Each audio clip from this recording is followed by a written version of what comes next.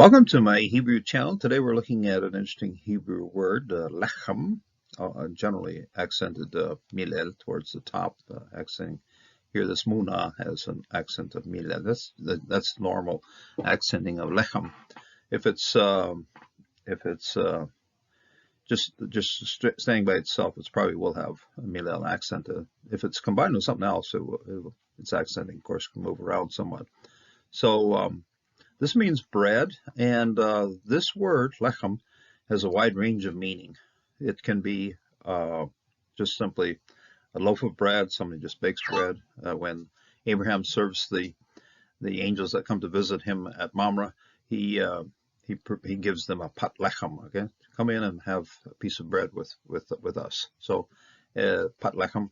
Then from there, it can be a more general term of food as a whole. We see that in Ruth, first chapter. He gave to the Bethlehem, lechem, gave to Bethlehem lechem. He gave to them bread, gave to them food, okay, as a whole. It can also go on to a very general meaning of whatever keeps you alive, whatever you need for life. And so it starts out a very specific meaning, then a somewhat more general meaning, and then a very expanded meaning. So I picked three passages that kind of cover that area or that range of meaning. Look it up in your dictionaries and you're going to find an extremely long range of meaning. If I covered all of the ways this word is used, the video would be way too long. So I picked three passages out of the Old Testament, and this also leads us to an interesting passage that we'll find in the New Testament. So lechem, bread.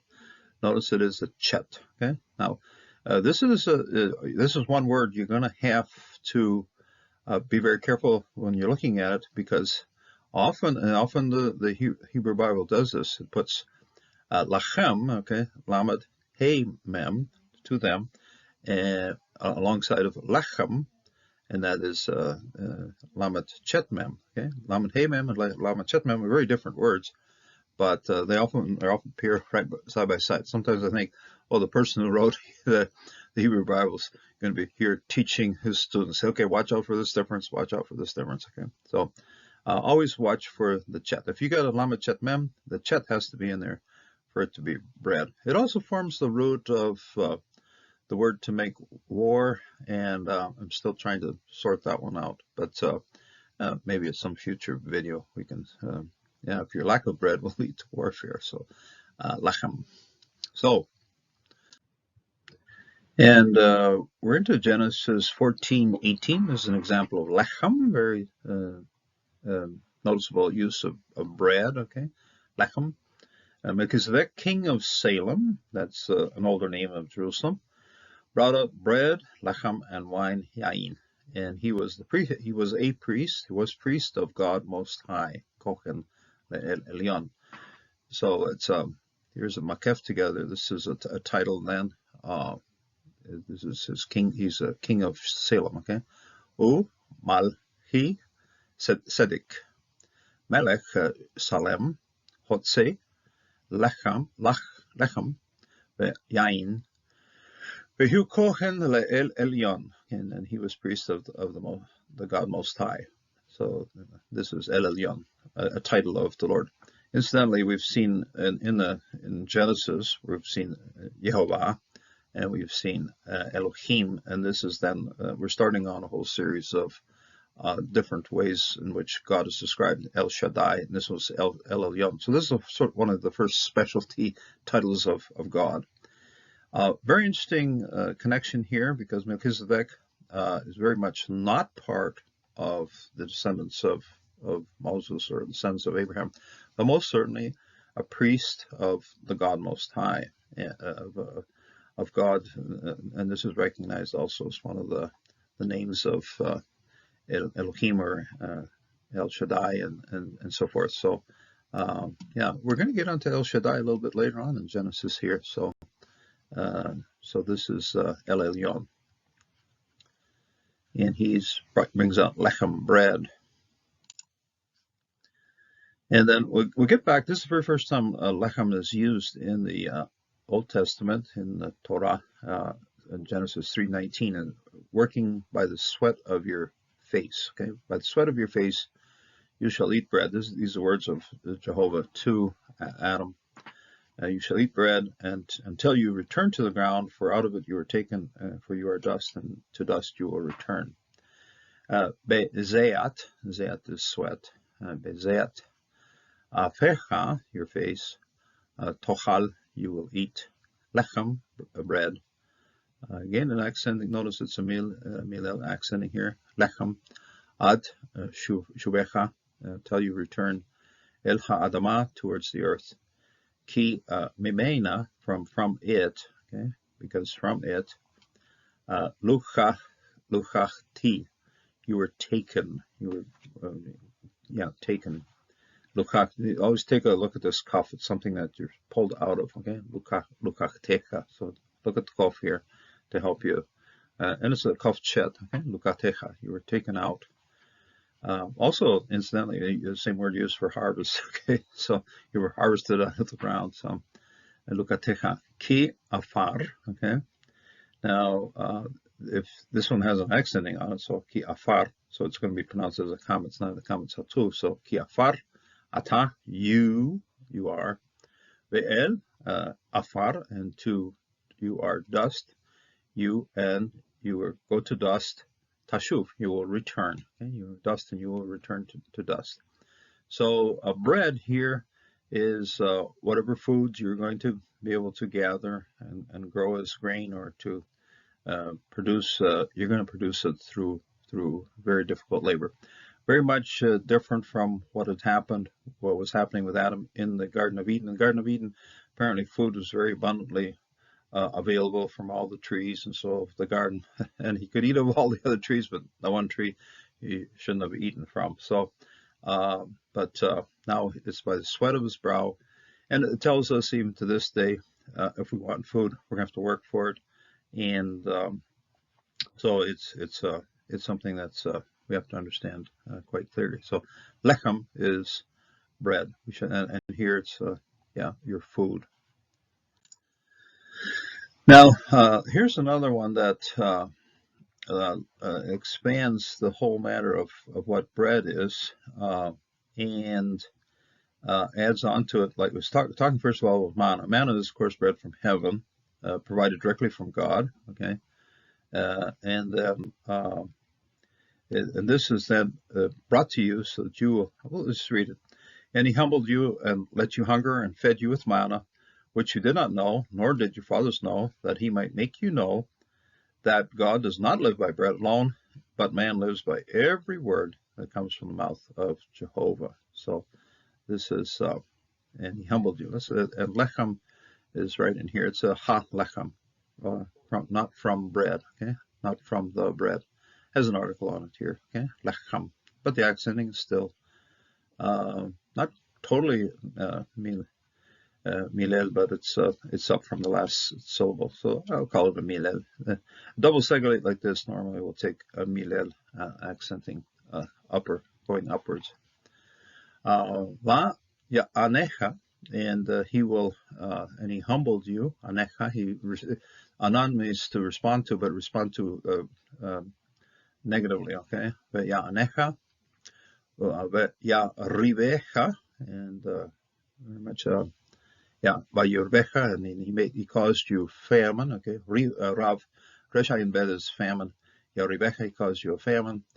Va ya ahilecha, and then he brought you food. So these are both causatives. Okay, so this one, he caused you to be hungry, and he caused you to bring you food. Et ma'an,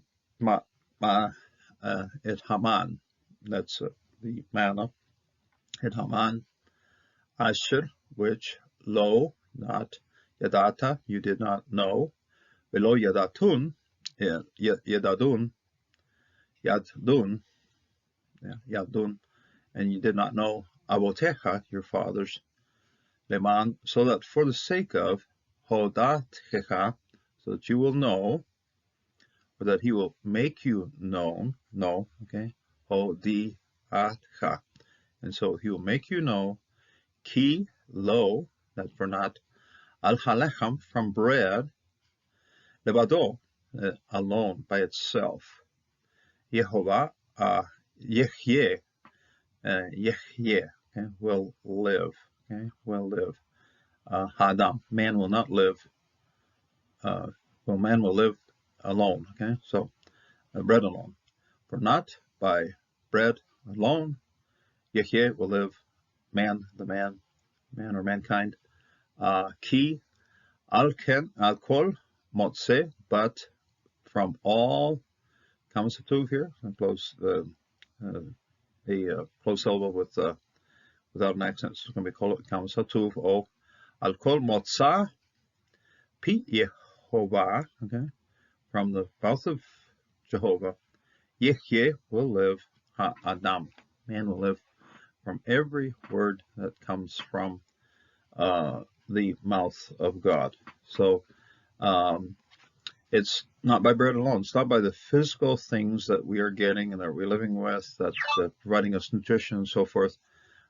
We live from what comes from the Word of God, every word from the Word of God.